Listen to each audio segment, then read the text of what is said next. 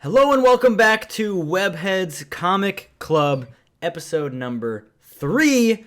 In case you can't tell already, if you are watching this on YouTube, this is our Christmas special. Now, when I say Christmas special, we're not doing anything different than any other episode, but we got the holiday, we got the Christmas lights, we got the attire, we got the special art in the background. I thought it'd be fun. This is the last episode coming out before Christmas, so we're celebrating in fashion right here. Fully festive. Fully festive, but in case you're new here, my name is DA. This is my co-host, JP.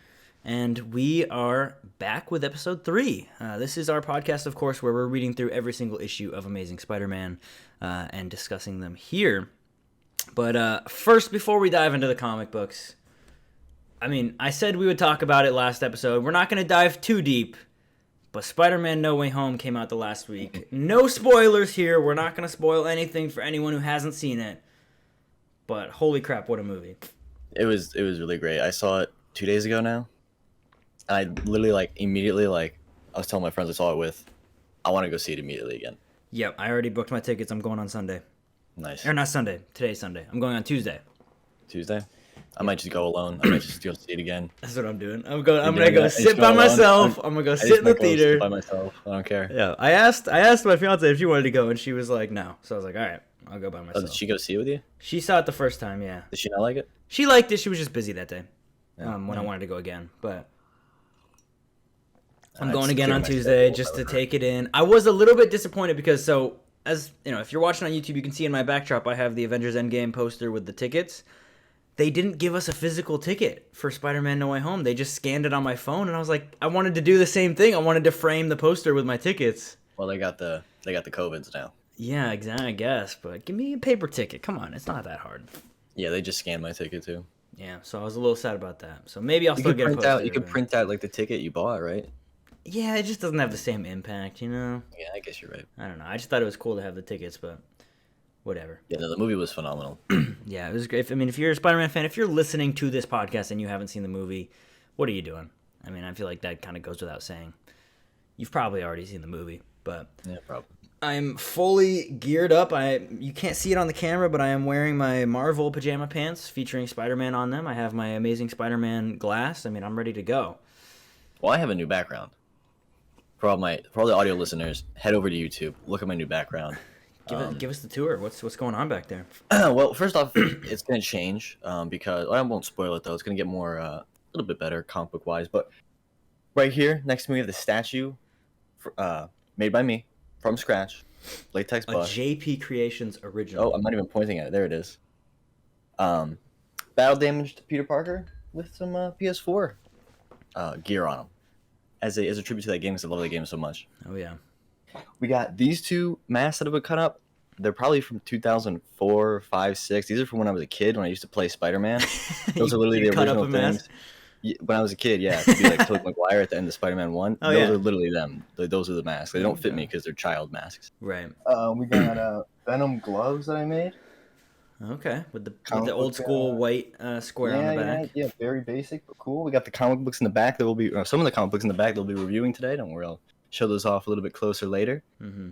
And then as a temporary backdrop on the wall, we got a Spider-Man 2 poster. Destiny. Yes, Destiny. Yeah, my backdrop's sure a little bit repeat. less Spider-Man themed. I just have the Avengers and the Infinity Gauntlet, but Right, yeah, I had some of this stuff already set up in my room, and I just unplugged and pulled my desk over here. You're like, I need this backdrop. You should get a green screen. If you can see what's going on, over there, it's just there's my Cables. PC's in the middle, then there's one long wire and extension cord. It's a lot. Yeah. It could be a lot worse though. It should be okay to put back, which is what I'm not looking forward to. You're just gonna move it there each week. Yeah, pretty much for the time being at least. That's what I'm trying to figure out. I want to get a slightly different setup going on in here, but I don't know what. Yeah. But right. As far as No Way Home, we will dive more into that. I'm going to be talking about that on the next episode Around the Boxes, which I think you might be joining me for. That's the plan, and another special guest. Special guest, possibly. So we will be talking all about that movie, spoilers and non-spoilers, on Wednesday, probably on Around the Boxes. So subscribe to the channel on YouTube if you want to see that when that comes out. But let's dive into the comic books this week. Right. So first up, we have nothing but bangers this episode. It is literally straight up probably going to be the best 5 issues we review. Off the top of my head, just thinking about it, it may be ever. It's a star-studded lineup in this episode. Yes. I mean, just nothing but... And also, a lot of these characters were just in... I'm looking at 3 of the issues. We're just in No Way Home with Doc Ock and Green Goblin. But, of course, kicking off the episode with issue number 11. Am I supposed to summarize this one? Yes, I do 11 and 14, yeah. of course. Yeah, or 12 and 14. Yeah, okay. So... Oh, wait, I gotta get my omnibus. Well, he grabs his omnibus. I will start summarizing issue 11. So, issue 11 is the first of a 2-part storyline featuring Doctor Octopus, the return of Doctor Octopus, which obviously I was very excited for because Doctor Octopus is pretty much my favorite villain in these early issues, so I was very excited to see Doctor Octopus come back. But this issue kicks off with the kind of... It's building upon the Betty Brant mystery that we had last issue where we were trying to figure out what's going on with her. And it kind of recaps issue 3 with Dr. Octopus, talks about how he's going to be getting released from prison. And Spider-Man's like, well, let me go convince them not to do that because that's how the justice system works totally. But he goes to the prison, tries to convince him. He ultimately gets out, and then Betty Brant drives him away. So... bringing her into the fold a little bit, and that's how you learn that her brother got in trouble with a mob boss, like kind of loan shark type of thing. He didn't pay his gambling debts. And that's how she kind of got wrapped up into all this business with Dr. Octopus kind of teaming up with a mob boss guy and breaking him out of prison. And so Spider-Man ends up going and trying to... goes to Pennsylvania. Another road trip. We went to Florida last episode. Now we're going to Pennsylvania, Philadelphia. He's far from home, bro. He's very far from home. And he goes and he finds Betty. They chat a little bit. Dr. Octopus ends up breaking the guy out of prison, and he goes to fight the gang members, the mob boss, Dr. Octopus, all these guys on the boat. They have an action sequence. Ultimately, Betty's brother dies, and Betty blames Spider-Man. And that's kind of pretty much the end of the issue. I mean, Doc Ock gets away, to be continued next issue, and then now Peter has this dilemma of, well, I can't tell Betty I'm Spider-Man, because she blames him for her brother's death. But that's the quick summary. Now let's dive through this thing. What did you think about this issue? First off, I have issue 11. It's back there. I don't know if I should stand up and show it. It's up to you. I mean, it's back there. I actually have, spoiler alert, for the rest of this episode. I have every issue in this run except for 12. And so, I have none of them. So so he has all of them for us. With number 15, you almost had the exact issue I had. I don't know if you remember. I do. We'll tell that story when that comes there. Yeah. So you could have had 15. I don't know. I guess you gave it up. A little bitter, but it's fine. Little bitter. I got something else. I don't remember what I got instead. I don't know, but I looked up. Oh, I got 17. I got 17. Yeah, that's right. What it may be worth now, compared to what we could have got it for, and I would be backed. Yeah. Oh. Anyways, I got 11. You know what? It's back there. All right. Yeah, you don't need to see it. The audio listeners don't even. They're completely in the dark right now. Yeah. Yeah. Let's start from the beginning. We get a nice little. Hold on. They start with some foreshadowing. They show Betty being like, "I hate you, Spider-Man." Yeah, some foreshadowing. Great splash page with Doc Ock in the background, like in a shadow. Yep. Well, pretty much go over what happened in issue 3 really quick. Obviously, like you said, here's the call over the radio that Ock has escaped. And he's to be released. He's to be released, yeah, and he needs to stop this from happening, of course. Yeah. So his bright idea is, I'm going to go convince them not to release him. That'll work. Right. I don't know what he thought would happen. Yeah, the warden really said, I don't know what the hell you think you're doing, breaking into my warden's office. Yeah. And doing all this. Side note, I actually beat a New York warden in pool before. So if I know anything about wardens, that's not going to work. You're expert. Yeah. Character witness. Yeah, no. Breaking into a prison and telling them, hey, don't release this guy, even though he served his jail sentence. What I'm surprised of is that he had such a short jail sentence. I mean, that's what, a year? Which also confirms we're a year into Spider-Man's career at this point. Oh, wow. I didn't even think about that. Right. He's still kind of an amateur. He's a senior in high school. That's true. I guess he must be getting close to graduation. When does he... Well, I guess we're not there yet. We don't know. I don't know if it was this issue next. He says it in one of these issues. Okay. So, yeah, Doc Ock being back. I was super excited to see him back. I love this villain. I think this issue is more interesting than 3, because 3, he just kind of goes crazy and breaks out of the hospital and is like, I'm going to take over this whatever. And classic origin. Yeah. I mean, I actually, other than 14, I absolutely love this issue. Like, I was going into it thinking it was going to be cool. This is like... definitely be, honestly, I think it's my favorite so far that we've read up to this point. It's up there because it features Doc Ock actually plotting and being his typical villain self. And there's, a classic, try to save somebody and they end up dead. Yeah, which I didn't even realize that happened. I mean, we talked about it last episode. I didn't know what was going on with Betty. I don't think I ever read this issue. At this point, I haven't, most of the issues in this episode I hadn't read before. Only a couple of them I had. So I was really going in blind here. And I had no idea that Betty's brother existed. I had no idea that he dies, any of that. So I was right there for the ride. Yep, me too. I was hooked. But we see him use his spider tracer. Is that what it's called? I don't know, spider tracer, spider tracker, whatever you want to call it. Yeah, he chucks it on the car to track Doc Ock. I think this is the first time. So Doc Ock's got a new fit. Purple suit. He's looking good. Very cool. I like Doc Ock's ever-changing wardrobe. I like the brown trench coat best, but that might just be because of Spider-Man 2. When does he get that in the comics? I don't know. He's had it at some point. I mean, they did it for the movie, so I think they probably did it in the comics at some point. But, I mean, that's just a classic look. I mean, come on. Right, of course. That or the lab coat, but, Or a lot of people depict him as the yellow and green. Right. Oh, I forgot about that. Yeah. That's one thing I've noticed reading through these issues is they use so many bright colors.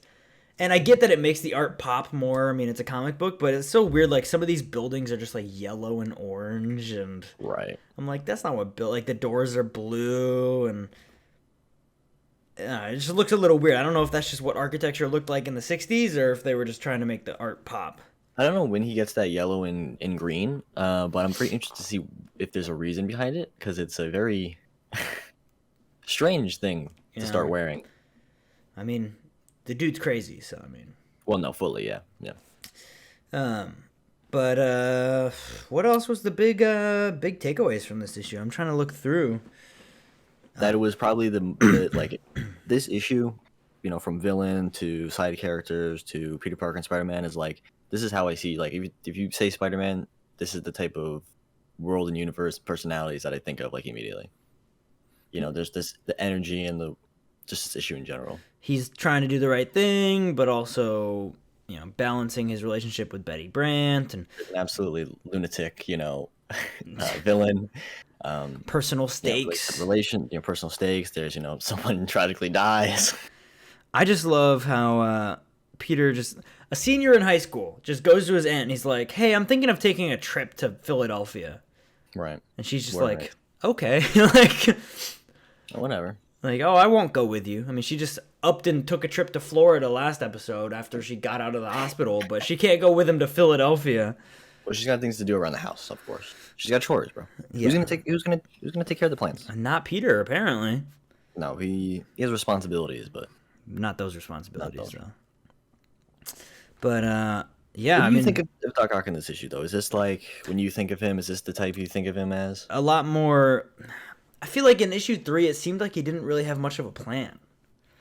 Right. Which, when I think of Doc Ock, I think of a planner. I think of a schemer. Yeah, like, he's always got a plot. He always has contingencies. And I feel like that's what we kind of saw in this issue, where he was released and then he had this deal with that guy. But then when things went upside down, he was kind of like prepared for it. And he had an escape plan. And he ends up getting away. Mm-hmm. He's a lot smarter. I feel like this fits more into the image of Doctor Octopus.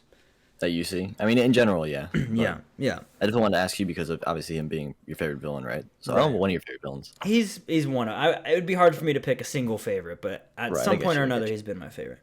Okay. But I also, when I think of Doc Ock, I also think of the whole, like, later on when he was dying, and that was a whole thing. So there's a lot of different evolutions of his character that I really like, too. So Something I really love that is following this character around is him backhanding people. Doc Ock? Yeah, he backhands, what's his name, Bennett or something? Oh, brother? yeah.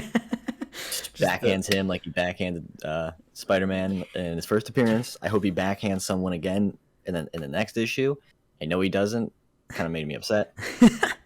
He's got that disrespectful. He's.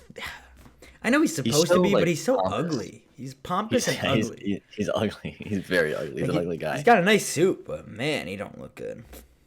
He needs a new haircut. I think that'd do him good. Yeah, and this is even before they give him the really bad bowl haircut later. This is getting there, though. It's getting there, but it's not as bad as it gets. No. But yeah. Big old mouth. But Peter is swinging around Philadelphia, which it was interesting to see some of the shots they had of Philly with like less skyscrapers and stuff going on because obviously it's not New York. But yeah, I just think they really developed the character, everything going on with Bennett and the gangsters and Doc Ock. Like, it's all these interweaving stories. I feel like this is some of Stan Lee's best kind of weaving of the plot so far. Kind of setting up the tension. Right, we were introduced to a lot of characters this issue, but it really didn't feel forced and pointless. Which sometimes you introduce characters for one issue, and it feels forced and pointless sometimes. Yeah, and that's. Oh, I'm trying not to laugh. Welcome back to Webheads Comic Club, the only podcast where animals will go absolutely. Your dog has to make an appearance at least once an episode. Yes. I mean, it's going to be a running theme. Nothing I can do about it, even if I wanted to stop. yeah, it's great. But yeah, I think ultimately the biggest driving force for me with this issue is Betty Brant. I mean, it's awesome seeing Doctor Octopus, but of course, developing her character and giving a lot of depth and backstory is very refreshing to see. She's not just the love interest who's, damsel in distress. Like, she's actually involved with everything going on, and that's good. That's one thing about Spider-Man as a whole. Like, throughout his whole entire arc, even up to now, like, his love interests are always like they always have oomph to them. They always have like backstory to them. They're not just the damsel in distress, like you said. Yeah. And it starts off with his first love interest too, which is another thing I was thinking about. Is like, we don't see Gwen Stacy until issue like 31 or 33, and like before I read these issues, I did really not think that Betty Brant was as much of a love interest at all in any story arc of Peter Parker as it's clearly like Stan Lee intended for her to be the love interest initially.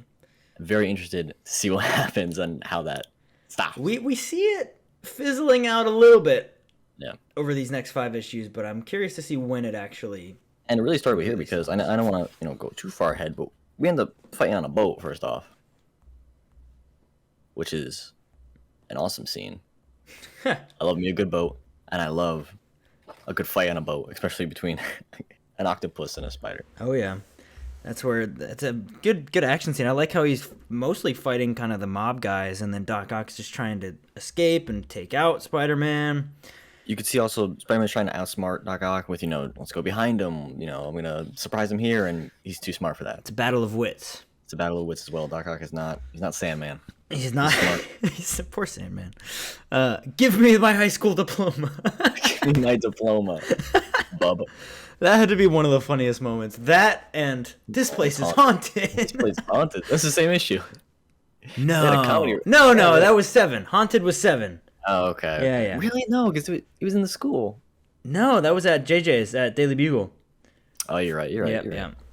But those are definitely the two funniest moments so far. But I love this fight, and I love how you see that Doc Ock really is a match for him. Like, neither one of them is really getting the upper hand on the other. Like, they're pretty evenly matched. Yeah, they're a match for each other, not just one way around. Right, exactly. So it's a pretty fair fight, but also neck and neck. And there's actually a little bit of tension of like, who's gonna win this fight right now? And of And you can course, see the hatred for Spider-Man really building in Doc Ock. yeah, and that kind of boils over next issue. So the big thing that happens in this issue that I see that actually kind of like stopped me in my tracks a little bit because I didn't expect this type of stuff so early on in the comics is like a straight up death because of just trying to help. You know, obviously we had Uncle Ben die, but like, so Spider-Man's trying to stop one of the gang members, right? Mm-hmm. Or the mobsters or whatever, and the guy's just shooting wild, and one of the bullets ricochets and hits Betty's brother and kills him. And Betty is very quick to blame Spider-Man about that. I was shocked when that happened. Yeah, I was like, I did not expect that. I thought this was a kid comic. I thought this was a kid issue. I wasn't expecting it, didn't see it coming, and all of a sudden this guy dies, and yeah, she's immediately like, this is your fault. And it's like, well... And he was thinking about telling her that he's Spider-Man, and he's like, oh, no, I can't do that. Yeah, which that kind of resolves itself relatively quickly, but he still doesn't tell her, but... No, yeah, and then he kind of goes on that, like, oh, I'll get you for this, and he goes for vengeance after the guy who shot him, and beats him the heck up. He actually punches, I love the panel, I think it's on page 14, he punches the crap out of that dude. He hits him into two other gangsters like a bowling pins, like, just flies across the boat. Really, there was two guys on him, he, like, squats them up, and then just punches the other guy, like, into a bunch of other guys. Across the boat. Like, that dude flew 10 feet. But the thing is, like, he had two other guys on him. What a nasty punch. That's pure rage. Yeah, so we definitely get to see him taking it personally. But, yeah, those regular old mobsters are no match for his punch. But yeah. Doc Ock like said, is... A bunch of fighting happens. The boat that's supposed to pick up the main mobster in this issue, I forgot his name, comes. Doc Ock tries to get on that boat. Spider-Man follows him. Then there's a police boat that comes up, and pretty much they all just book it. Yeah, I mean, the boat hits, I think, a dock, and then they both go splattering off, and Spider-Man swims off, and then Doctor Octopus is nowhere to be seen. So that means... to be continued. I do love how when the police are grabbing Betty, they're like, when we revived, what's his name? He said, you were just innocent. So you're cleared. I was going to do that. Like, absolutely no interview, no nothing. Like, you're just here with all these gangsters. You totally drove Dr. Octopus out and all this stuff. But, you know, can't have too many consequences for her. Her brother just died, so. So, a little bit of a dark issue. Pretty dark, and it ends with, you know, her at the funeral and crying, and him, and he's obviously kind of torn about her saying, I never want to see Spider-Man again. And he's like, well, that's me. Kind of sucks too. It's a little messed up because he's like, I won't tell her, but I'm still gonna try to date her. Yeah, that won't. I don't know. Well, that's a hard decision to make, I guess. Yeah, it is, but. Yeah, this episode it's a dark issue, and then it ends with a sad ending, which kind of hooks you into wanting to see the next issue, because next issue is kind of part 2. I mean, it's not quite a 2-part story, but obviously it's Doctor Octopus again. I would say it's a straight up continuation. It's a sequel of this issue. Yeah, so it pretty much continues in the next issue. So let's dive into issue 12. Okay, issue 12, Unmasked by Doctor Octopus. Is this an audiobook now? Yes. Gather around, everybody. I will read you this 35-minute issue. Anyway, so let's get into this one. Issue 12, pretty much part 2, if you want to say. You want me to do the little overview? Yeah, go for it. Okay, so starts off with Dr. Octopus still in Pennsylvania, and he wants to get Spider-Man down there with him, fight him again. So he's pretty much robbing banks, causing absolute mayhem. Peter's back in New York, and he can't go back down there because he's got a little cold. Is that what am I reading this? What's going on? He couldn't go because why couldn't he go? No, yeah, he's got a little cold. That's right. Well, and also, yeah, and May is kind of tending after him, and yeah, he's got some type of virus. That's right. Where's this panel that I was looking at? Man, I'm horrible. Well, there's the one where Aunt May, it is. The Aunt May's like feeling his forehead. Got it. All right, we're back. Cut that part out. Just cut that part out. No cuts. You don't cut anything out that you say you're going to cut out. No. So I'm just looking like an It all goes fool. in. All right. All right, gather around, everybody. We're going to try this again. So, wants Peter to come back down, Spider-Man to come back down and face him again, but he won't. The Daily Bugle saying that Spider-Man's a coward. But Peter is a little bit under the weather, and Aunt May will, like you said, will definitely not let him go. So pretty much Doc Ock says, you know what, screw it. Let's just go back to New York. And while Betty, J. Jonah Jameson, and Peter are in the Daily Bugle, Doc Ock barges in and asking J. Jonah, right, to pretty much lure Spider-Man out with a little letter. Yep. And Peter is not in a good way. Doc Ock captures Betty Brant. They take him to the Coney Island ferry. Colon Island? Jesus. Colon Island. The Colon Island amusement park, I guess. And Peter is so under the weather that he pretty much says he has the same strength as just a normal teenager. So he is getting the absolute work from Doctor Octopus, and Doctor Octopus is like, "What is going on? Like, is this a trick?" And meanwhile, J. Jonah Jameson also goes there just in case Peter can't take any pictures. Circling back, or going back a little bit, he also asked Peter to go there to take some pictures. Mm-hmm. Doc Ock ends up knocking Spider-Man out because he's so weak. And while the police, J. Jonah and Betty watch, he unmasks Spider-Man straight up.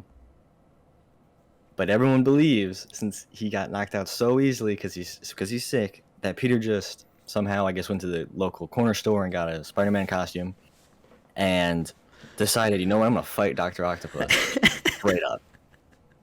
So everyone believes that is not actually Spider-Man, even though he just got unmasked right in front of everybody. Doc Ock doesn't believe it either. Everyone just thinks that Peter dressed up and tried to fight Dr. Octopus. And there's some different opinions about whether that was courageous or stupid, but I guess a little bit of both at the end of the day. So Doc Ock leaves. Peter gets checked out by a doctor at home.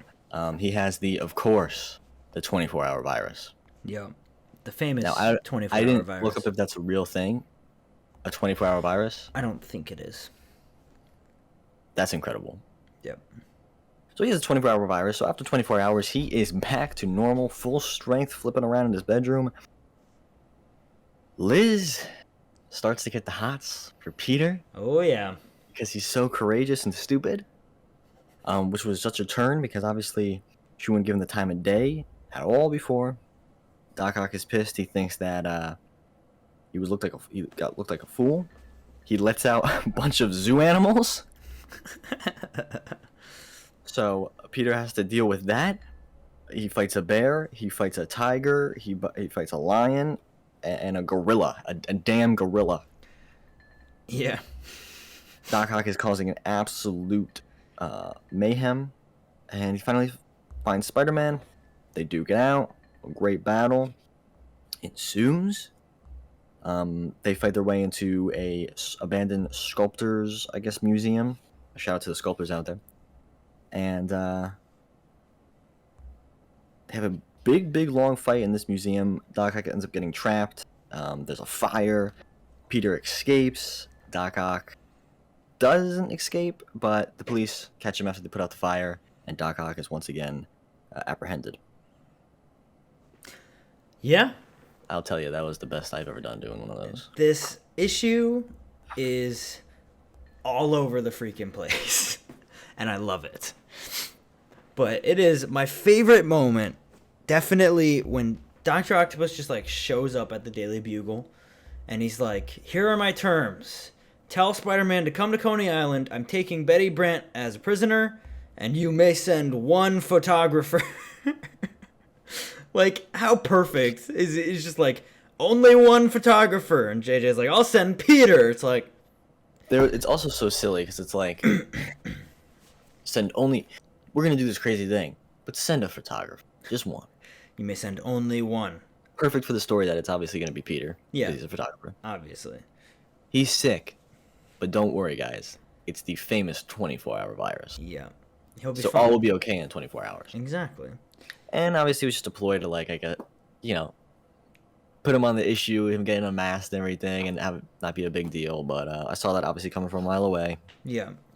Once I found out he was sickly. Doc Ock's got the new drip. Just green. A full green sweatsuit with dress shoes. It looks good. Very odd. Not as good as the purple suit, but it's odd with the dress shoes. But you know what? We're rocking with it. It's not like a sweatsuit. I mean, he's got like pants. Yeah, but that's like a Hanes sweatshirt, bro. It's like nicer like dress shirt, not like a button up, but like a. Okay, Doc Ock fanboy. I think it's a sweatsuit. Well, I think he looks good, but yeah, he absolutely beats the crap out of Peter and then unmasks him, and I just love how, not for a single second do any of them even consider that he's possibly Spider-Man. They're all just like, what? Why would he dress up as Spider-Man? I don't know does he talk at all? No, he's knocked out. No, but does he talk no, he just thinks to himself the whole time. Yeah. So I can't even, no, he says, hold it, Octopus. I'm the one you want, and now I've got you. So if everyone heard that, they've all heard Spider-Man before. They're like, he just sounds the exact same. I don't know. I'm thinking too much into it. I understand that, but this is what we do. This is why you're here. This is why you're listening. So, I mean, I call bullshit. You're not wrong. Yeah, they would hear the vote. Well, maybe he sounds sick. That 24-hour virus, yeah, I'll probably get you. At 24 hours, so he's probably like, hold it, Octopus, I got you. And so he's like, that's not Spider-Man. No way he's the same size, same shape, and exact same costume we've seen like 2 days ago. And he's not this wimpy Peter Parker. Come on. No, hell no. But what I think is amazing is that basically Betty Brant thinks that Peter just put on a costume and went up against this super dangerous supervillain just for her, and somehow she still questions his commitment to her.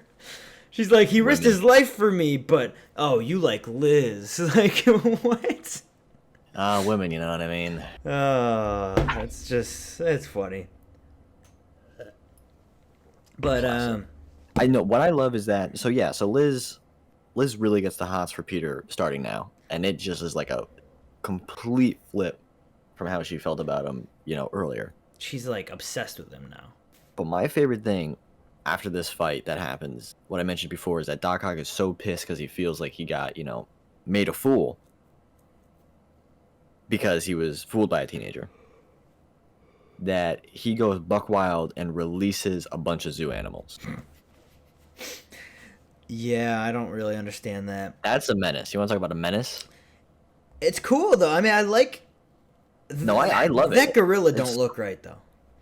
Gorillas are not brown. That's some King Kong shit. He's on top of like a building. Yeah. Looks more like a Yeti than a gorilla. But we can confirm Spider-Man can beat a gorilla in a fight now. Yes, pretty much outsmarted him. Yeah. And make quick work. He fought a bear, which was a silver bear. It's like a black bear. There's a light there. Yeah, I got you. Fights a lion. Fights a lion. They showed a tiger, but I don't. Or I think what is the that, police cheetah? Captured the cheetah. Yeah. Let's say lions, tigers, bears. Oh my. All of them. So that's a really interesting little sub fight, which is great. And then we see Doc Ock. He's pissed, bro. He's rampaging through the streets, flipping up cars. But he finds Spider-Man at last, and they have a nice little fight. He breaks a water tower and soaks J. Jonah Jameson. I love how he's like, this has to be the real Spider-Man. Yeah, they're still like, I hope this isn't Peter again. Imagine he was still weak and this just happened again, fully again. Pull his mask off. They're like, Peter, stop it! What are you doing, bro? Like, you gotta stop. Like, stop doing that. I told you once. It's like in in Far From Home when the teacher's talking to that Brad kid. He's like, you gotta stop doing that. Yeah, for real. It's not okay. It's just ridiculous. They have a really great fight. They're on top of a big chimney, like a fire stack or what smokestack. Smokestack, yeah. Right? Smokestack, you're right. I love how he's pretty smart. He starts swinging around it to tie him up, but then Doc Ock stretches out so that it would slack. Like you see their brains going back and forth. It's really a battle of the wits and a battle of strength, but Peter's pretty much running for a while. I mean, he's He just does it a trying lot to, in these 5 issues. He runs a lot. trying to Like, keep I his guess we should distance. talk about this. Yeah. But he starts giving him the 1-2. He tricks him. Yep. He finally outsmarts him. He jumps down the what is that, a chimney or something, and then he shoots back up So bent. and just punches the crap out of him coming up out of it. So he starts to get the upper hand, and yeah, like you mentioned, they crash into I think it's a sculptor's studio. Yeah, an abandoned sculpture studio. Which is interesting scenery. I mean, I don't know why, but... Yeah, they fought on a boat, and then they fight in a sculptor's abandoned studio. And they burn the place down. Burn the place down. The fire gets started by, what was it? I think they spill his, like, cleaning fluid or something. Yeah, cleaning fluid started a fire, and Spider-Man's pretty much saying, like, we need to just stop fighting right now because we're going to both die in here and get trapped, and Doc Ock is, like, so furious and wants to kill Spider-Man so much that he does not care. And then he ends up getting trapped in the fire. Right. Spider-Man's like, you're gonna get trapped or some shit, and he does just that. And Spider-Man, being the guy he is, tries to save him. Yep. But the fire gets so crazy that he barely escapes himself out of a window. You know, he does a quick web fluid change. We get to see his utility belt in action. Yes, we do. He also makes some a fireproof like shield out of his webbing, as well as pads as he runs so he doesn't burn his little feet. Yeah. This scene reminds me of in Spider-Man Homecoming when Vulture is in that explosion and Peter's like, I'm trying to save you. Like, that's kind of what's going on here, where Doc Ock is trapped and he's like, I'm going to try to save you, when he could easily just let him die. Yeah, we talked about that. Was that issue 7 too? He did the same thing. Yeah, like he's starting to have that moral, like, I have a responsibility to save you. I need to save you. Oh no, yeah. This Spider-Man and Peter Parker is like completely different from the first 5 issues. He has grown like, a lot. Everything we said about Peter in the first 5 issues is the complete opposite now, I would say. It's been a year, so he's had some time to kind of learn, and he's a lot more experienced. You know, he's faced a lot more foes, and he's got the ladies going after him. He's got Liz going after him now. So Spider-Man escapes. The firemen put out the fire and find Doctor Octopus. They hand him over to the police because they don't want him. And he's apprehended once again. Never to return again. Yep. And then Liz asks Peter on a date. He says, no can do. I got a date with a little brunette. Oh, yeah, buddy. Absolute player. Which, you know, where's Betty when this happens? Because she ends up getting jealous of Liz. I'm like, he just straight up rejected Liz, and he had asked her out before. So, character growth. They don't really care. I mean, like you said, Betty, you know, he literally risked his life to face a foe. Dressing up as Spider-Man, and she's like, I don't know about it. Yeah. Your commitment is wavering. I don't remember which issue it's in, so we'll see it when we get there, but Peter, he's grown a little bit since his early days when he was trying to be a little player and flirting with multiple girls. He does it again in one of these issues where he's like, oh, Betty didn't answer, guess I'll call Liz then. And I was like, what are you doing? Like, no. Yeah, that was the end of like 15 or something? I think it's towards the end. We'll get there when we get there, but yeah, that was... Hey, everyone slips up a little bit, you know what I mean? Everyone has those days. Come on, Peter. Don't be doing that. But having finished 12, we didn't do this for 11, but I kind of consider 11 and 12 part 1, part 2. Where would you rank these? You mentioned these are probably your favorite out of what we've read so far, or 1 to 10. What's your rating on these? 12 definitely isn't my favorite. I'll start with 11 first. 11 is definitely my favorite so far. Obviously, I said first 2 episodes. I think 4 is the one I enjoyed the most reading. 11 has definitely beat that. Like I said, I think 11 was everything you need in a Spider-Man story. All the basics. Right. And 12 was fun, but it just wasn't as good. If you want a rating, like 1 through 10 rating, I would say 11 was probably a solid 8 for me. Okay. 8.5. And then 12 was probably like a 7.5, 7. I could agree with that. Yeah, it's like a little bit less than 11, but not by a lot. Right. I really liked 11. Yeah, 11's definitely very good, and it answered the questions of what's going on with Betty and what's going on with all of this, and Doctor Octopus is back. 12 just kind of continues that story with him versus Spider-Man, but I would agree, yeah. Yeah, if you like Spider-Man, you like Doc Ock, you like a good Spider-Man story, read 11. You will not be disappointed. Yeah, I think 11 is a good formula for a good Spider-Man story. Definitely, and we see it repeated in certain ways throughout his entire run. Yeah, that's true. Yeah, but diving into the next issue, this is an iconic one. Yes. Issue 13. Yes, first appearance of Mysterio. I have this issue too. It's in the back. I do not. Breaks my heart. I want it so badly. You know what we'll do at the end? You know, everyone go to YouTube at the end. I'll pick them up. I'll just show them off. Like a stack of money. I'll just flare them out. Yeah. This is the one gap in my Spider-Man collection is kind of 11 through 15. I think the next one I have is 17. So we'll get to that. But first appearance of Mysterio. I was really looking forward to reading this comic. I feel like I've read this one before, but I didn't remember it when I was reading it. So I might have been going in blind here. But, yeah, so quick summary. Starts off with Spider-Man robbing a bank. What the heck is going on? Why is Spider-Man robbing a bank? We, as the readers, don't know. So that was one thing I really enjoyed about this issue, is it kind of has that, like, whoa, what's going on? But then kind of been done before, though, with Chameleon. It's been done before with Chameleon, and it cuts to... Finally, it's like, now we want to know, what is Peter Parker doing? And he is losing his freaking mind.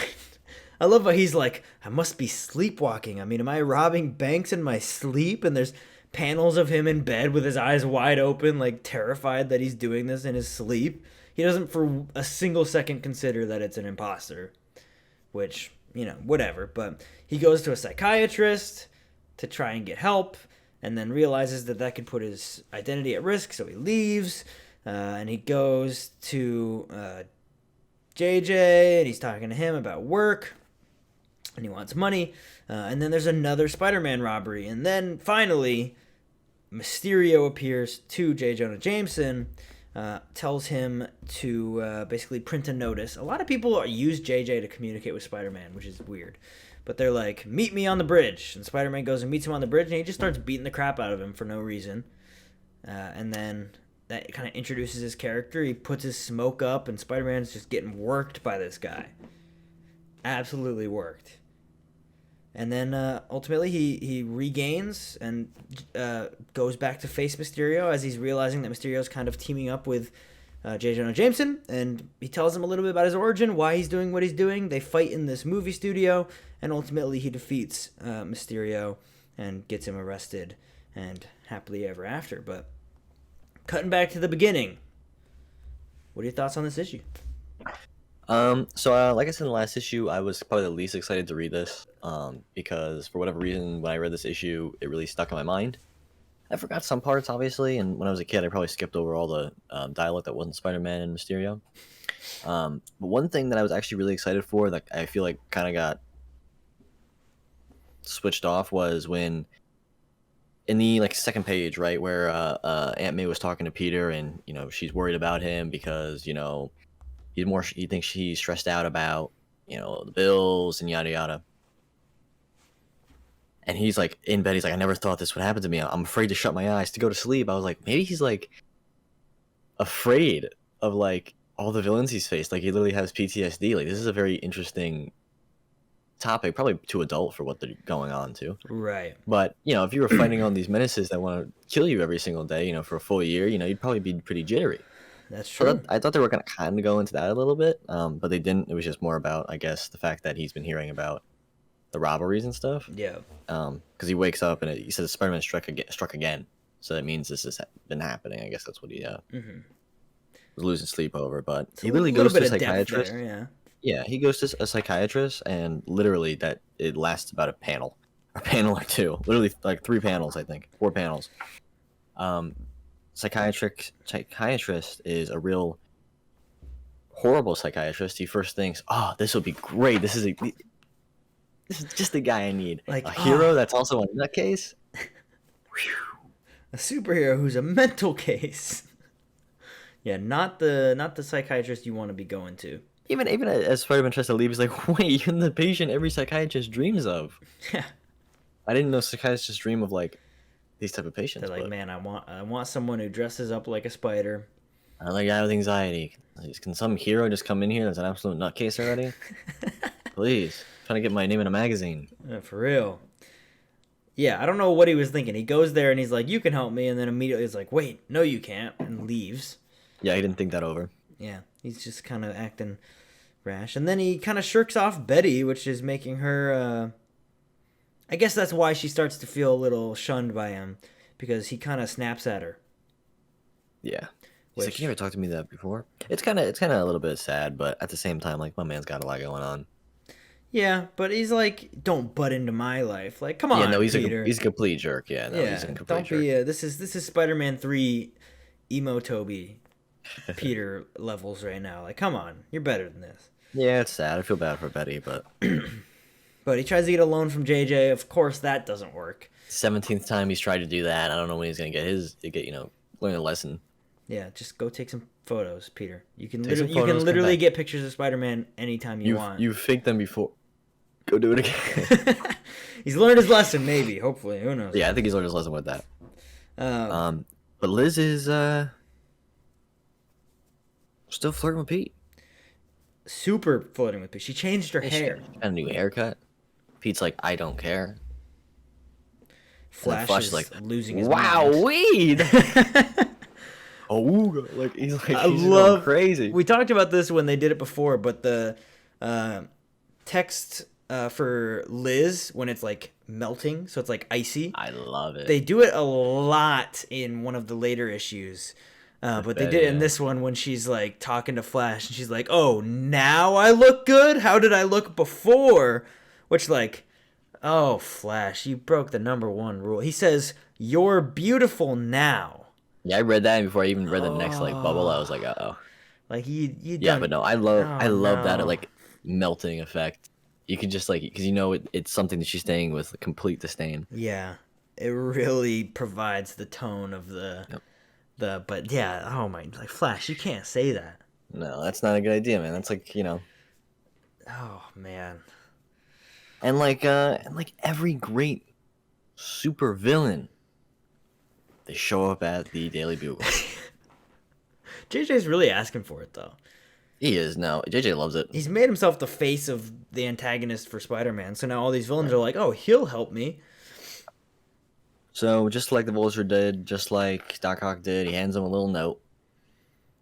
At least this one isn't on a rock that he throws through the window. Right, and at least Mysterio doesn't have a gun. Yeah. He doesn't walk in.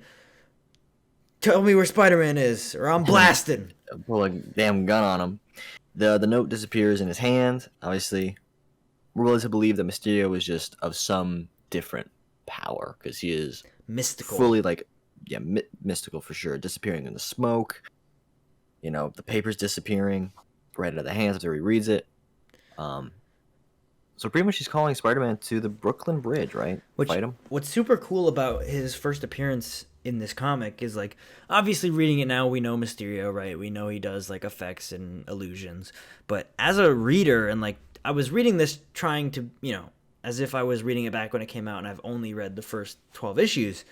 Mysterio's super cool. And you're seeing him, you're like, how the heck is he supposed to beat this guy who's like magic and he can disappear and do all this stuff? Like the mystery of Mysterio really, I think, sets him up to be such a cool villain. I did the opposite of what you did, which I guess maybe I should start doing that. I didn't read it as if I was reading it back in 1964 or whatever. I was reading it with everything I know. Yeah. Like, so I'll talk about how I feel about Mysterio in the comics at the end of this issue. But this was really cool. The one thing I was really thinking about, being the geek for Green Goblin like I am, they're fighting on the Brooklyn Bridge. Yeah. We know what happens there. No, what? So, yeah. You don't know? Well, I'm actually from the future. I'm from the 70s. I've only read 12 issues of Spider-Man. I mean, I don't know. Let me tell you, I read 122 of them, and you're in for a whirlwind. So, that's what I was thinking. I was like, what if that's like the same exact area of the bridge? Probably is. That's crazy. That blows my mind. It's a cool fight scene setting. Yeah. It's I I don't know. For me, it's really cool. Like, it could be the exact same part of the bridge that he's fighting Mysterio for the first time. That another really big thing happens to him in his life down the line. I don't know what you're talking about, though. I mean, spoilers.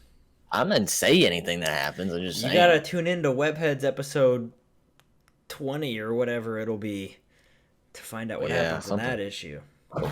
Let me tell you. I was gonna say something really important, but I lost my train of thought. Oh, okay, that's right.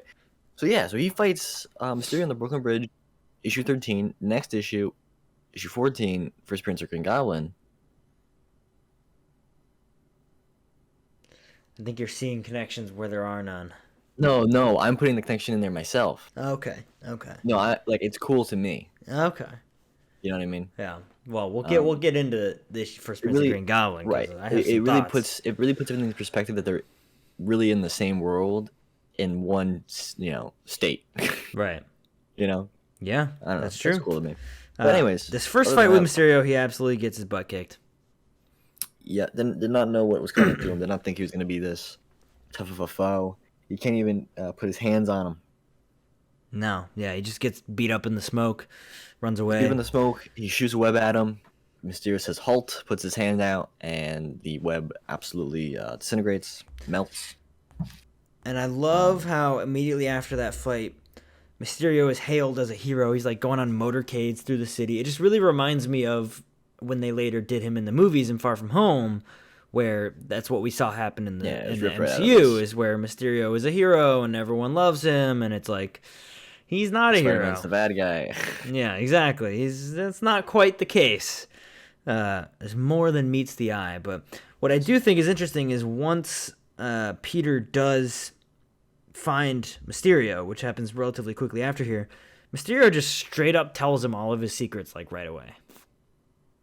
Yeah, he does. And Peter put a tracker on him because Peter actually shook Mysterio's hand. Yeah. Which is really, really cool. First off, I like that type of thing. Mm-hmm. When one guy doesn't know what's going on. Mysterio as Peter Parker shook... Or Spider-Man Peter Parker as Peter Parker. Right. Shook Mysterio's hand, put a tracker on his cloak while he did that. So he found him is it an alleyway of a movie studio? Yeah, like as he's going in. Oh, just outside a movie studio at night. Yep. As he's going in, puts his flashlight on him, his spider gadget light on him. The spider signal. Spider signal. And he just immediately goes into exposition. He's like, I might as well tell you my life story since I'm going to make sure that you're dead by telling you how I do all of this so then you can beat me. Stan Lee hasn't done that at all to tell a villain's origin story so far, which, if I'm remembering correctly, I don't think he's done that yet. But that's such a classic, like, you're going to die. Let me tell you my secret plan. Or, like, let me tell you how everything started. A little bit of a cliche. It's pretty cool. A little bit. For me, it's pretty cool because he's, a stuntman and a special effects man, which I myself am. I do the same, props, the things that he does. I know how to do. That's what I do. So it's a little bit cool for me. I liked him. I didn't remember that he was a special effects guy as well. I thought he was just a stuntman. Mm-hmm. So all right, you get a couple of points for me personally. As our expert witness on special effects and things like that, how accurate is it in this comic? Not very. That's what I thought. You're not gonna keep springs on your feet. Well, I guess that's not more special effects. That's more of a stuntman thing. But I mean, the costuming he can do, obviously. The smoke he can do. I don't really know much about the suction cups working very well. I don't think that'd be a great thing. Again, that's not really special effects. It's more stunts. But the webbing he made definitely makes something like that. But I don't know how well it's gonna work. Yeah, I mean, I guess if Peter can make it, he can make it. Right, and if you're talking about in real world now, I think people have tried to do that and no one's been successful. Yeah, not yet. So, not yet. We're getting there. People are trying to make Iron Man suits. They're trying to make web shooters. We'll get there. Yeah, one day. One day. If I don't see a glider flying around soon, I'm going to be upset. Well, there are some, like hoverboard kind of things. Yeah, those are stupid. But, but Mysterio tells him how he does it, which immediately allows Spider-Man to beat him, which is funny. I love how they're fighting on the movie set, and that director's like, how come you didn't film this? As if they have rights to release that as a movie. I know. That's cool, though. They fight, and then they get beat into a film set. with aliens, which Peter's probably like, are these the real aliens that I fought a year ago that literally exist, real Martian people that exist that I still have am not addressed. unfazed by? Yep. Yeah. Haven't told anybody. I mean, obviously, how could you? But also, you talk about Doc Ock being ugly. This motherfucker is ugly. Bleep that. Is ugly. Yeah. He's not a good looking man. He's got a weird looking nose. He's got an awful haircut. I don't know what's going on in the 60s with these villains, but I mean, they're evil, so they gotta look bad. They gotta look evil. You're right. But you seen people with big noses are evil? Say it to my face, bro. I'm not gonna say it to that. My face, bro. But I do love how JJ's like, oh no, Mysterio's guilty, Spider-Man's innocent, I'm wrong again. It's like, it seems like you haven't learned your lesson yet, JJ. You keep backing the wrong side. The Flash is like, Flash always knew. He's like, I knew it. Spider-Man's a good guy. Flash is simp for Spider-Man. And obviously Peter's got to throw him off by saying, personally, I still wouldn't trust him further than I could throw him. Yeah, he's like, who's Spider-Man? I don't trust this guy. Got to throw him off the trail. But that brings us to the end of this issue. Ranking this one, I do really like this. I do too. I think his first appearance, like I said, reading it as it was originally printed, I think it would have been really exciting as a kid, like seeing this Mysterio guy show up and like, what are his powers? What can he do? And then realizing like it's kind of a plot twist that he ends up being an illusionist and a stuntman and all that. So I think that's a really, really cool. I mean, I think Mysterio is a really cool villain. Ultimately, I think he gets better down the line when he starts to do more psychological stuff in the comics, like when he actually messes with Peter's mind a little bit. Which this kind of does actually, because at the beginning he's thinking like, oh, this was me. He's kind of losing it a little bit. So it's an interesting kind of. He's not just like some big beefy dude that Peter has to fight. Like it's a psychological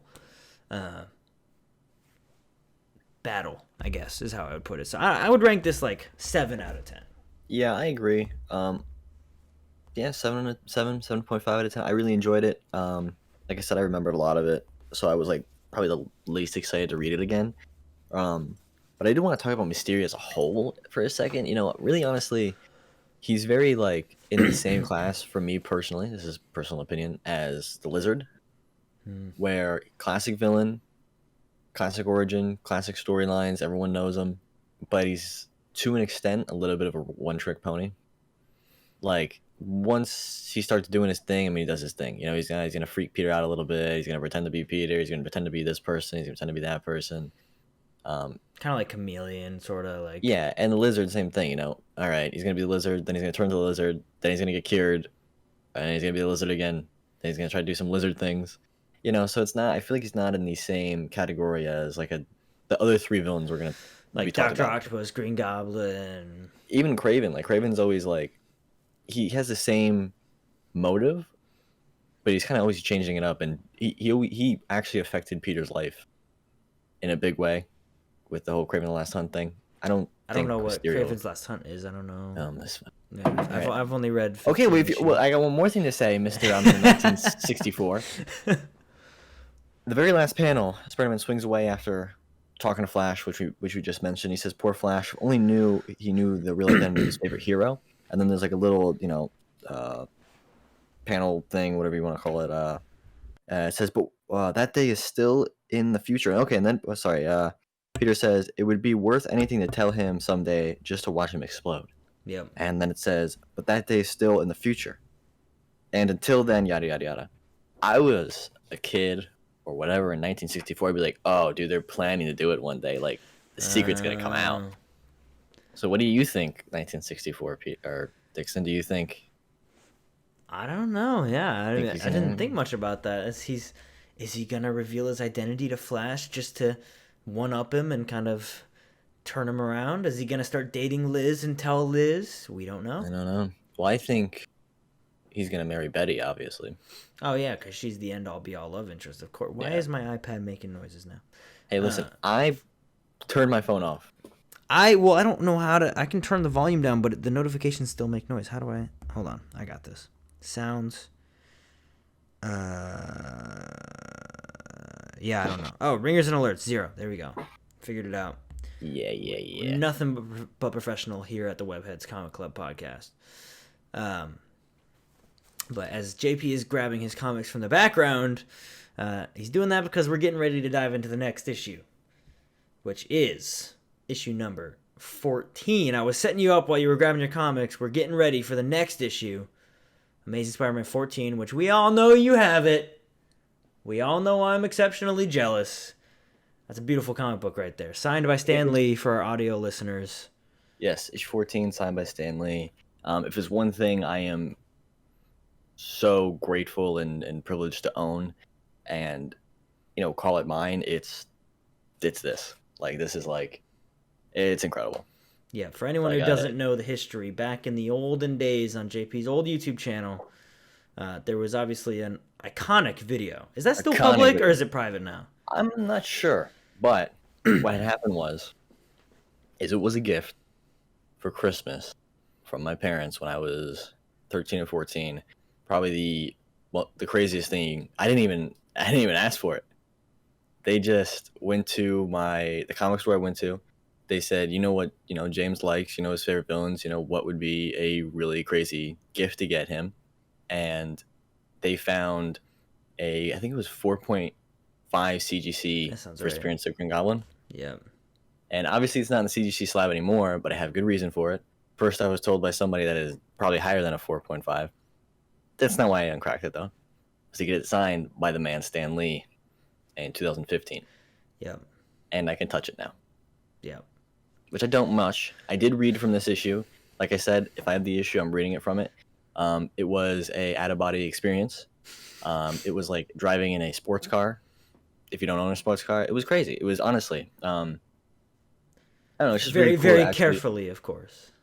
Right? Yeah, I was eating Cheetos and stuff, but it was like, it was fine. I had a napkin. I wiped my hands off. I licked my fingers. Licked your fingers and then peeled the page. And then I peeled the page. So no, I was careful. I for sure was careful. See, when I'm reading my old comics, I just take a piece of tape and then I stick it to the page and turn it that way. Yeah, everyone says like take the tape off the thing and you're pulling it out. I just kind of leave it on there and let it like rub against. If it catches, whatever. Like it's just paper. Yeah. I'll like probably just color it in. Like I'll lick my finger, grab it, fold the corner so I remember where I was at in the book. Yes, of course. I have like I don't have a bookmark, so I just put another book in it.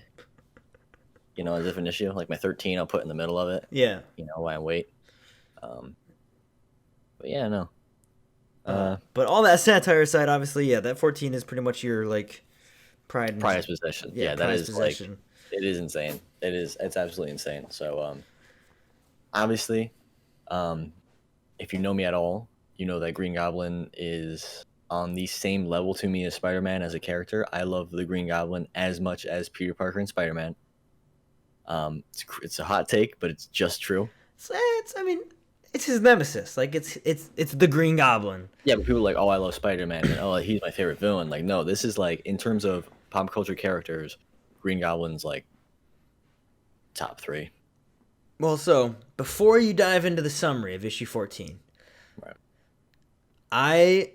And we'll talk more about my reasoning when we read through this. But if you looked at just the first 14 issues of The Amazing Spider-Man, and you read only those 14 comics, you knew nothing else about Spider-Man, and you said, which one of those villains is Spider-Man's arch nemesis, I would not say Green Goblin based on this appearance.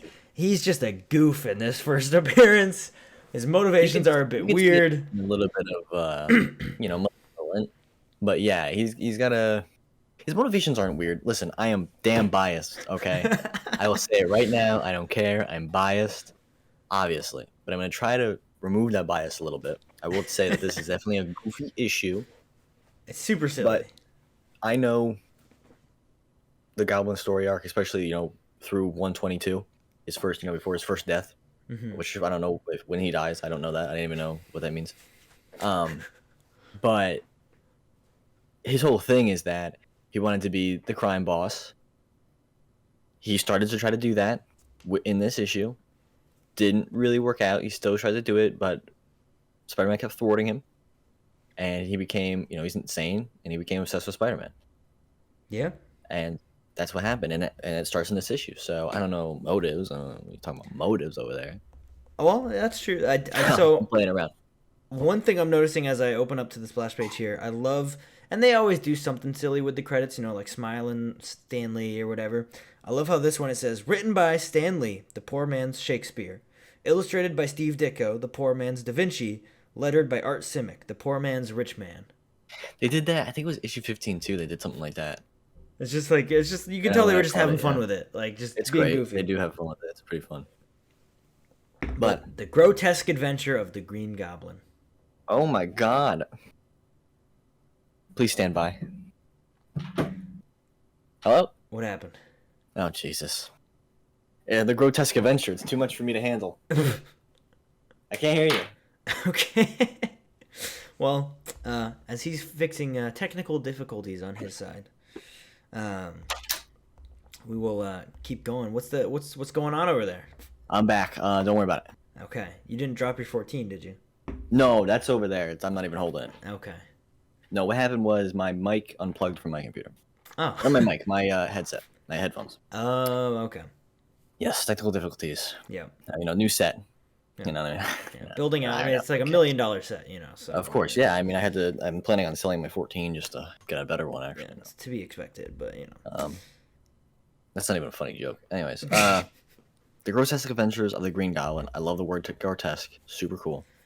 Anyway, here we go. The unbiased overview of issue 14, the first appearance of the best villain ever.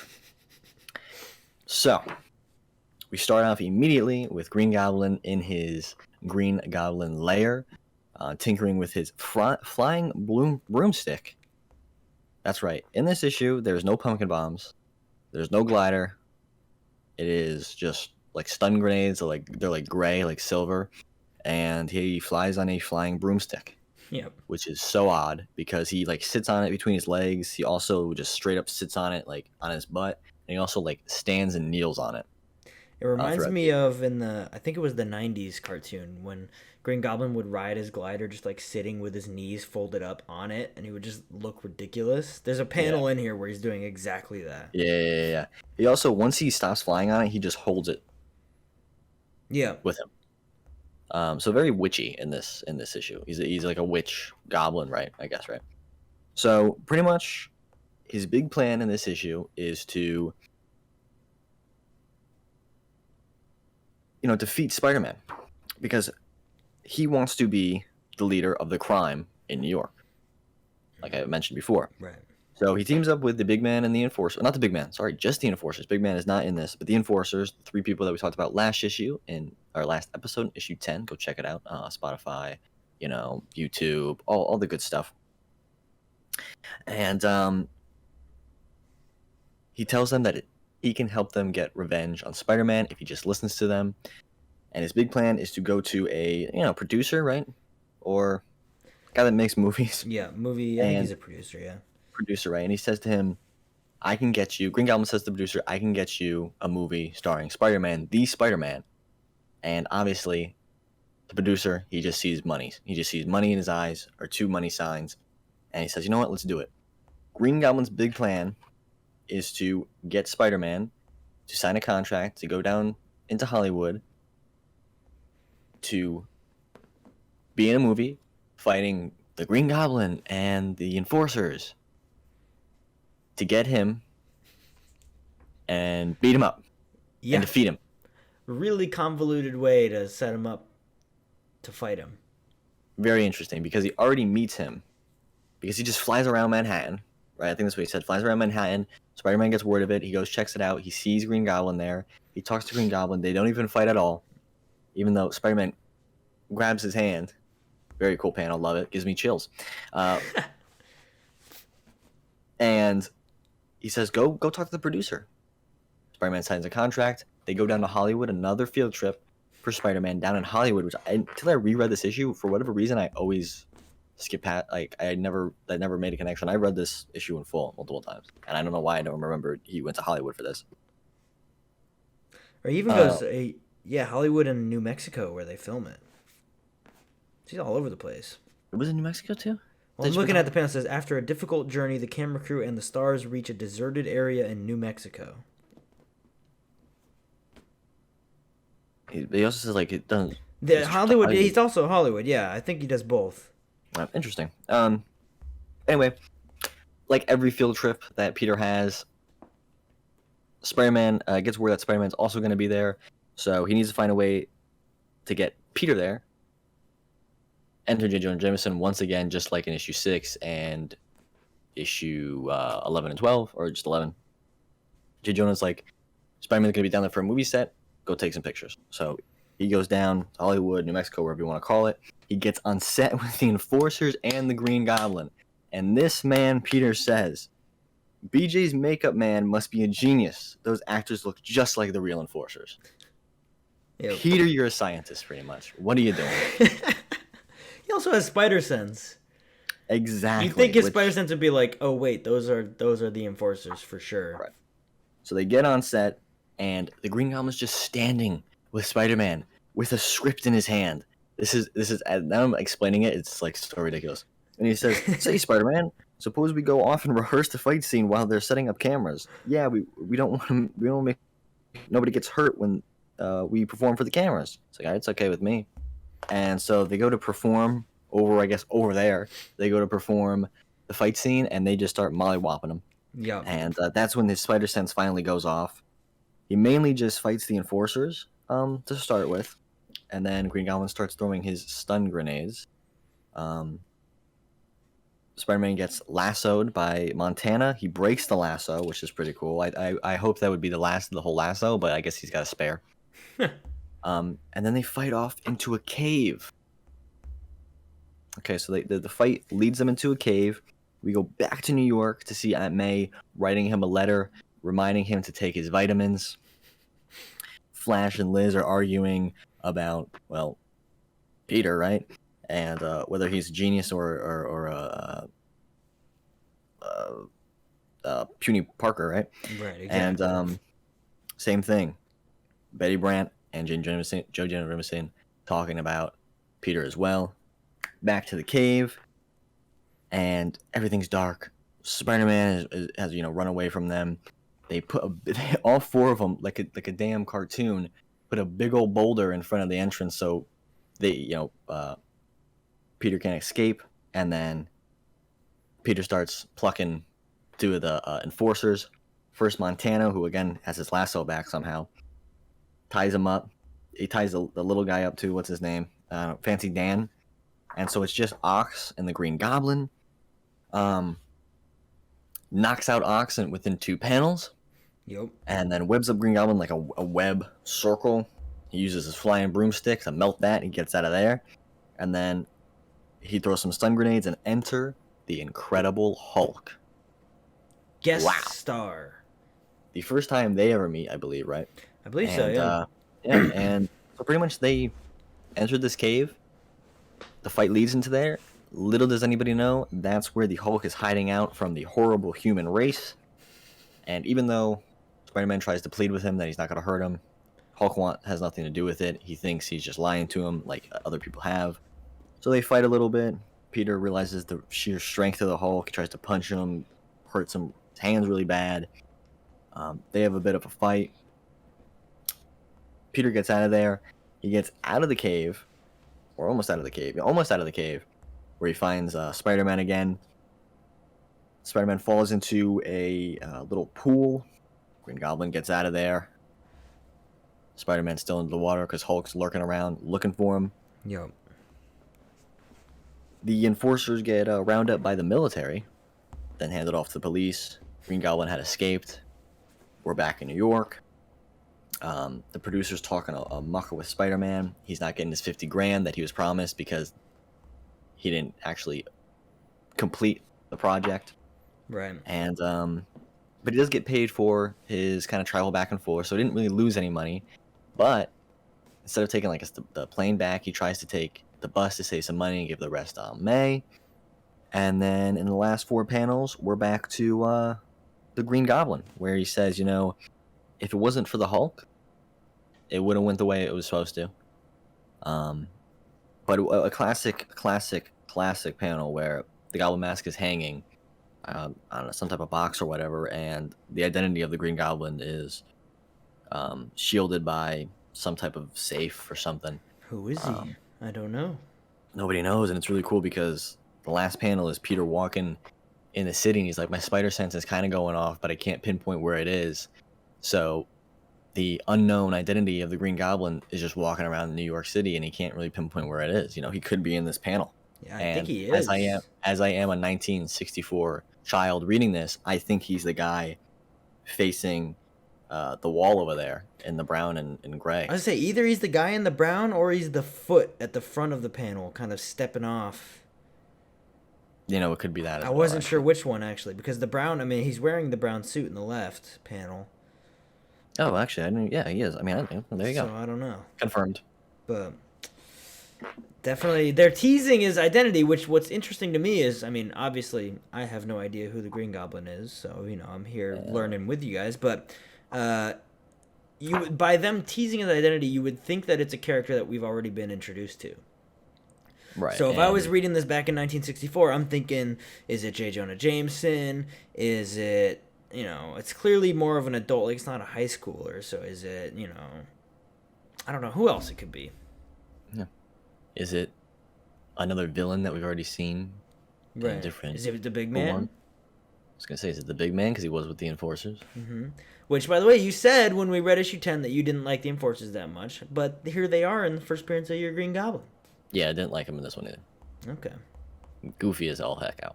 Yeah. Oh, and the Green Goblin isn't Goofy, sitting on his little broomstick flying around? What do you want to talk about, Goofy? Let me tell you something that's goofy. The fact that this is the greatest issue of all time. No, I'm kidding. This was, you know, if I didn't love Green Goblin as much as I do, I would have a different opinion of this. It was definitely a little bit like what was you said, issue 12, where it was a bit all over the place. They put the Hulk in there, probably try to sell some stuff. Right. Brought back the Enforcers again. That could be just try to like bring back an old,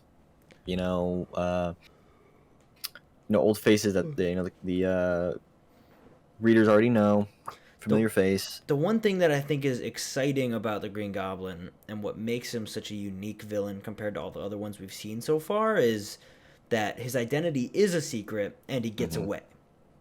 Yeah, and he gets away. Because, I mean, there have been other times where villains get away, but we know who they are. And there's been other times where their identity's kind of a secret, but then they end up getting caught. Whereas this is like, okay, this guy's going to be back. He's going to be a big problem. And there's a mystery of kind of who is he type of thing going on. And also in the end, when he's taking off his mask and he, after the battle and he's back in New York, which, by the way, he flew from the set all the way back to New York on his broomstick, which I was thinking, did he have to stop for gas? I don't know how that would have been. The exact same thought, yeah. But he's like, the world hasn't heard the last of the Green Goblin. I'd be like, damn, I'm excited to see what, obviously he's going to be back. He's going to be back. And he comes back next episode. He does come back next episode. But, yeah, so some of my favorite moments from this issue, I love, where is it? Liz totally goes off on Flash this issue towards the beginning. Right. When she's flirting with Peter as always, and then Flash steps in and she's like, "You're too dumb to," she just totally tells off Flash. And he's continuing to be mad at Peter, and Peter's just enjoying it, but he doesn't even care about Liz. But and yeah, like you mentioned, Green Goblin just flies around the city, and then Spider-Man's just like, "Hey, what's up?" And he's like, "Oh, here, I have a business proposal for you." Like, this dude in a goblin costume flying around on a broomstick, you have a business proposal? Like, what is going on there? Peter was a little bit dumb in this issue. A little gullible. Definitely gullible. Also, to know, he doesn't wear his glasses anymore. It's because they're broken. They're broken, but he didn't even try to get a new pair to fake it. He just doesn't wear. No one really says anything. No. I used to wear glasses. I stopped wearing them. People still ask me, "Hey, why don't you wear glasses anymore?" Because I don't need them, bro. Do you have contacts they're just for now? reading. Oh, no, they're just for reading. Oh. When I read these, I gotta put my little glasses. Anyways, put your little. So I find it a little bit suspicious that nobody says anything. Either way, maybe it happens off screen, off panel. Yeah, probably definitely happens. But I guess there must be an issue in 2002 where they go back and show it. I love how when JJ's sending Peter off to the set, he's talking to Betty, and JJ kind of comes in and overhears them talking. I think he even says something like, where is it?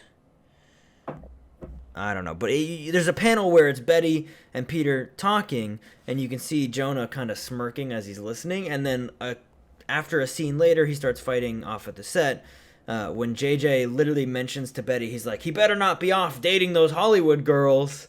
Like, I think he says that on purpose just to mess with Betty. I think so. Like, he totally heard them talking earlier, and he was like, let me mess with her a little bit here. And Stan and Ditko are definitely smart enough, and I feel like probably those type of people to actually slide that in for anybody who would catch it. Yeah. So that was one subtle thing. I didn't think he heard them say it, and then it was like, oh, let me just play with her head a little bit. I didn't catch that at all, actually. So it was a good catch. It's a sly little moment, but all in all, my overall thoughts on this issue. I mean, I agree the Enforcers are a little less exciting in this one. The only reason I liked the Enforcers in issue 10 was because it was like the whole mob organized crime thing, whereas in this issue it's just like we're some dudes who are going to beat you up. Love to see the Hulk. I love the Hulk. He's another Marvel character I really like. As a kid, I talked about this recently on Around the Boxes because I've been picking up some Hulk back issues, but when I was a kid, a very, very, very young kid, my favorite superhero was originally the Hulk. Well, I didn't know this about you. I had like the Hulk poster, I had the Hulk fists, I had a stuffed Hulk thing. That was when I was like very, very young, but I very quickly moved over to Spider-Man, and then it was Spider-Man from then until now. So having the Hulk in a Spider-Man comic is obviously, I love that. And I think the next time Hulk appears isn't until like 119, 118, or 119, 120, I think it is. And I have one of those books. And I love that comic. I mean, that's just an awesome book as well. So it's really cool to have them cross over. And I think having this kind of like Spider-Man and Green Goblin fight with the Hulk there as well just kind of adds an extra element of like, we need to avoid him and get out and escape. It makes for kind of a fun, I think you compared it to Scooby-Doo. I think that's a really good, or you said cartoon. Like, it's kind of Scooby-Doo-esque of like tiptoeing around the cave, and then there's the Hulk in the background, and then Green Goblin flies overhead. Like, you can just picture it translating into a cartoon. So all in all, personally, as much as this is an iconic issue, it's the first appearance of Green Goblin, I want to own this so badly because as a Spider-Man fan, you need to own this comic book. I would rank this like 7 out of 10, 6 out of 10. I was going to say like a 5 or something. Maybe I would say like 6. Well, my unbiased opinion, honestly, it's at least a 10.5 out of 10. I think it's a work of art. I think we should round up every issue except for mine and put it in a museum. And not realistically, it's if I take my bias out, and not even if I'm taking my bias out, if I put my bias in, because there is much, much better Green Goblin issues and story arcs, and obviously a more developed character. Almost all of them are, yeah. Right, exactly. This is pretty weak. It's his origin story. I love it. It's fun. It's fun for me, and it's cool for me to read, obviously, and for anybody that likes Spider-Man and the Goblin. But I give it about a 7. I wanted to ask, because we talked about No Way Home a little bit. How did you feel about Green Goblin and No Way Home? Absolutely fantastic. Wish he had a mask. I thought the same thing. Yeah, I was like, I do wish we had one fight scene where he had the mask on. Williams Dafoe's acting, and like I said, I'm not gonna spoil it at all. So you probably know what I'm talking about. The way he uses his face and used his face in the movie, was obviously why they didn't give him a mask. Yeah, but I do wish he had one. It added a level of acting to the role, which I think was huge. And I think that's why they did it. But the whole time I was like, this is so cool. I wish he had a mask on. Yeah. I mean, that one shot. So, I mean, I went opening night, and that one shot that was in the trailers, so this isn't a spoiler, when he comes through the smoke and he is wearing the full costume, he has the helmet and everything, dude, the theater went nuts. I had a pretty good crowd. I don't know if you had a pretty good crowd. Yeah, I had a great crowd. But our whole crowd was just like, yeah! Like freaking out, like applauding. We were all like screaming, and then of course, what happens immediately after that, I won't spoil, but... I got so excited, my heart was, like, thumping, and then I was like...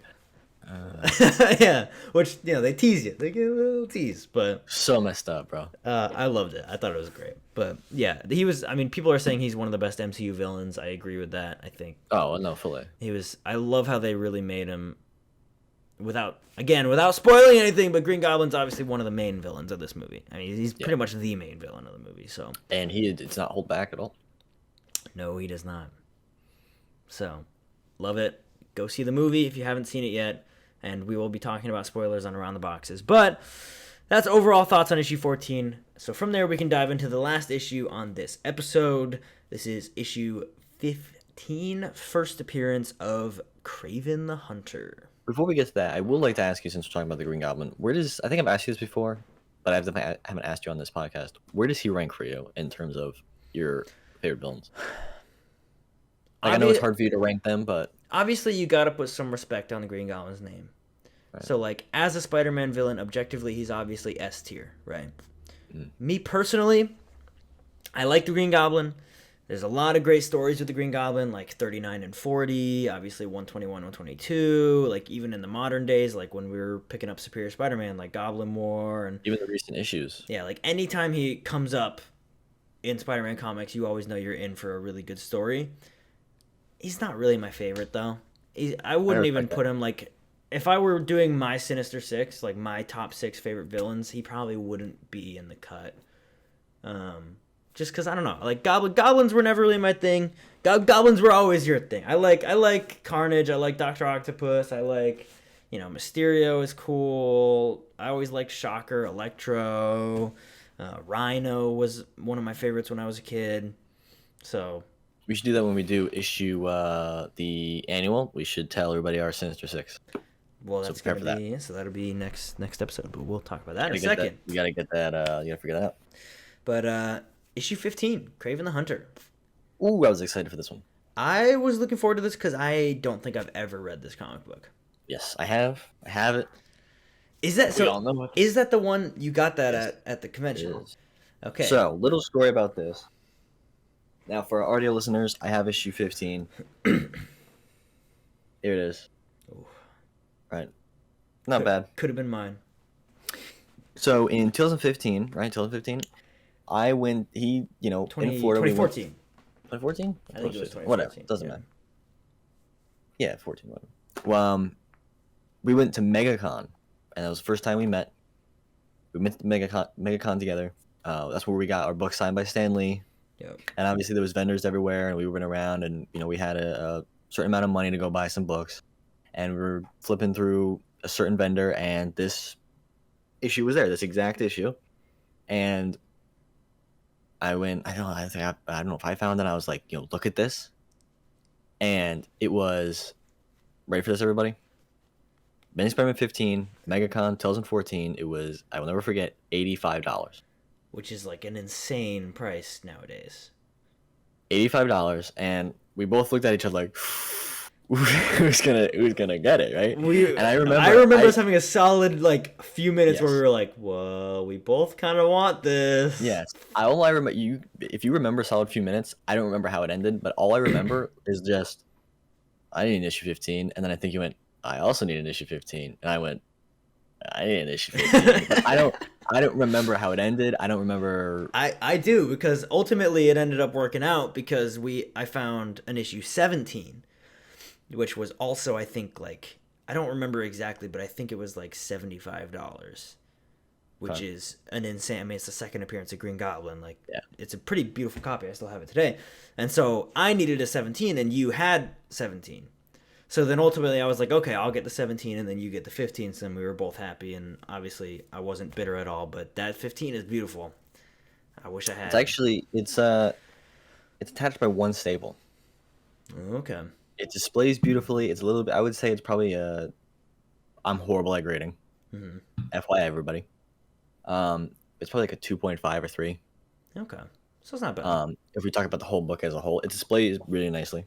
Right. Right. It looks good. Yeah, and but yeah, it's got darker pages. Like I said, it's only attached by the top staples. It's flaking a little bit on the corners and in the back a little bit, but it's complete. It's attached, and yeah, I mean, it's always. I always think about that because obviously, you were there. Yeah.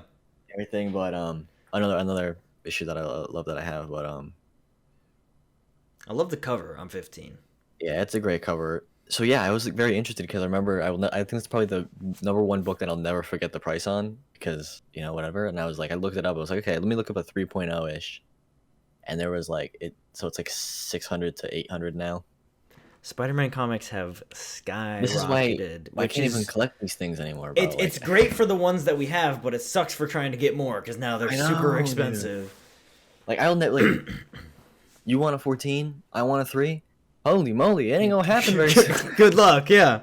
And what sucks is I really want an upgrade to my 3 because like my 3 is beautiful and obviously it's signed by Stan Lee, but it's got tape all over the cover. It's slightly restored. Like I want to get a nice non-restored copy. And that's going to be so much money. So, long-term goals.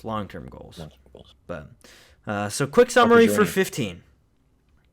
First of all, I'm reading, you mentioned it, I didn't notice it for this issue. Written by Stan Lee, because we couldn't afford Mickey Spillane, whoever that is. Yes, this is what I was talking about. Illustrated by Steve Ditko, because Picasso was out of town. Lettered by Art Simic, because his name fits this space. Yes, I love it. Okay, well, diving into it. Starts off with Spider-Man thwarting some thugs who are planning a crime, and this guy just straight up jumps out the window. Just yeets his way out the window, and wait, that's when you realize... That ain't no ordinary criminal. It's the Chameleon, all the way from issue number 1. Back in this issue, he quick changes his disguise and gets away, and now he's plotting. He's got his yellow robe with his kind of purple sweater underneath. He's looking good. And he's thinking, okay, I got to eliminate the Spider-Man, but I can't do it myself. So how can I do this? Well, I need the help of my good buddy, Kraven the Hunter, who they later end up saying that it's his half-brother. But in this issue, they're like friends. So I guess they hadn't decided that yet. But now, Kraven the Hunter is apparently well-known because JJ is like, oh, I'm going to the docks. I'm going to see Kraven the Hunter. He's back. You know, he's this big hunter. He hunts animals, yada, yada. He can fight anything. Now, this is when we see a bit more of the icy text boxes for Betty. She's yes, I love it. Not happy that Liz is touching up on Peter. But then Craven shows up and everyone's, isn't he so handsome? He's so rugged looking. And an animal breaks loose. I think a couple gorillas break loose. And Spider-Man's like, oh, quick, I got to change. I got to go help. But before he can get there, Craven is already picking up this freaking gorilla and tossing him around. So he's putting in the work, but so Peter changed back and we see Betty pissed again. She says, yes, Petey, let her fix it for you. And the panel's melting again. I love when they do that. They do that multiple times in this issue, actually. I love it. Betty really be throwing shade at Petey because of everything Liz is doing. But so we meet Craven and he tells everyone he's here to hunt Spider-Man. And everyone's like, well, that's illegal, but go for it anyway.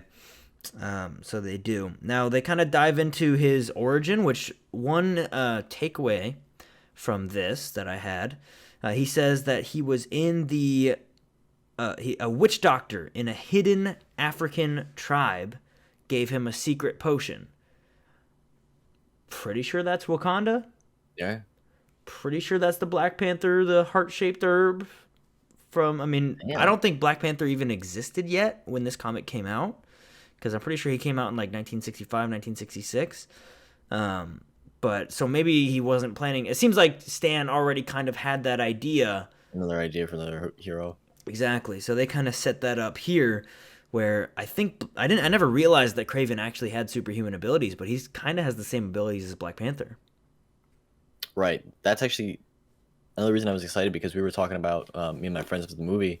We were talking about Craven possibly being one of the next villains, yada yada. Yep. And they asked, is he like super strength? Like I don't remember. Is he a super? I was like, I don't think so. I know he's like really strong, but I don't think he's just like a really good hunter. And one of my other friends was like, no, I'm pretty sure he's super strength. I was like, all right, believe you. But definitely does from some potions. And if they wanted to do him in the MCU, they could easily have him get that power from Wakanda. Right, exactly.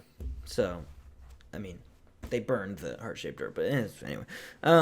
So anyway, going from there, Spider-Man ends up going, and Craven is watching him fight some criminals. He's observing his prey, learning his behaviors, and then ultimately they fight a little bit, and Craven ends up drugging him, which was very familiar, because if you've been keeping up with the recent Spider-Man issues, Ben Reilly just fought Kraven the Hunter, and he just drugged him. So I saw the parallel there of it's kind of the exact same tactics he's using today. But Peter goes home. He's feeling dizzy. His hands are shaking. And Craven is just chilling. He's like, I don't need to kill him now. I can just wait. He's a little overconfident. I love how every time he's done fighting, at the end of the day, he has a nice frothing potion. Yeah. Whatever that is. You know, I don't know if drinking that every day is good for you. Probably not, no. You don't care. Meh. But he wakes up the next day.